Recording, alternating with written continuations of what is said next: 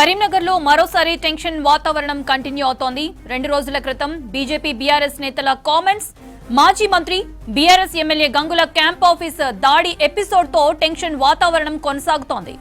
BJP నేతల దాడికి నిరసనగా ఇవాళ కరీంనగర్ బంద్ కి పిలుపునిచ్చారు గులాబీ లీడర్లు. దీంతో ముందు జాగ్రత్తగా బీఆర్ఎస్ ఎమ్మెల్యే గంగుల కమలాకర్ ని హౌస్ అరెస్ట్ చేశారు. బయటికి రాకుండా ఆయన్ని అడ్డుకుంటున్నారు.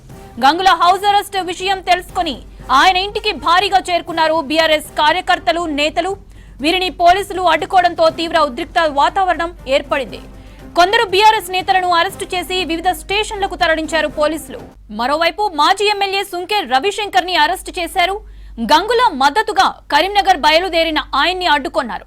కరీంనగర్ వ్యాప్తంగా బంద్ కొనసాగుతోంది. దుకాణాలు, హోటళ్లు బంద్ చేశారు. అవాంఛనీయ ఘటనలు జరగకుండా భారీ బందోబస్తు నిర్వహిస్తున్నారు పోలీసులు. దాడుల సంస్కృతి మంచిది కాదన్నారు ఎమ్మెల్యే గంగుల కమలాకర్. బండి సంజయ్ కి తెలియకుండానే తన క్యాంప్ ఆఫీస్ పై దాడి జరిగిందా అని ప్రశ్నించారు.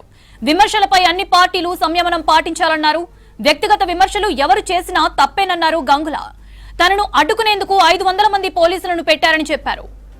బండి సంజయ్ కూడా ఒకటే చెప్తున్నా, సంజయ్ గారు, ఇది నువ్వు ఒక మంత్రివి, నీ క్యాడర్ మొత్తం పలుకొట్టిండ్రు, మీరు యాక్షన్ తీసుకోవాలి. చట్టాన్ని కాపాడాల్సిన మీరే, చట్టాన్ని చేతులు తీసుకునే విధంగా చేయకండి.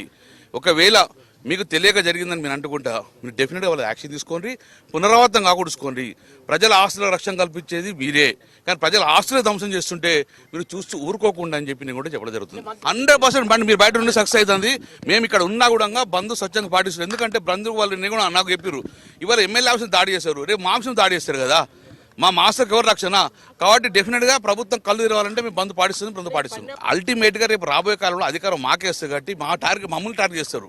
కాంగ్రెస్ జిల్లా అధ్యక్షుడు స్వాగతిస్తున్నామంటే ఏం చెప్పబోతాం, మనం దాడులు సాగుతామా? కాబట్టి దయచేసి చెప్తున్నాము, ఇది ఎవరైనా కానీ, ఏ పార్టీ కానీ, కరీంనగర్ ప్రజలు, కరీంనగర్ హెడ్ క్వార్టర్ ఇది. కాబట్టి ఇక్కడ శాంతియుత వాతావరణం నిలుపుకునే విధంగా అన్ని పార్టీలు సహకరించాలని కోరుతున్నాడు.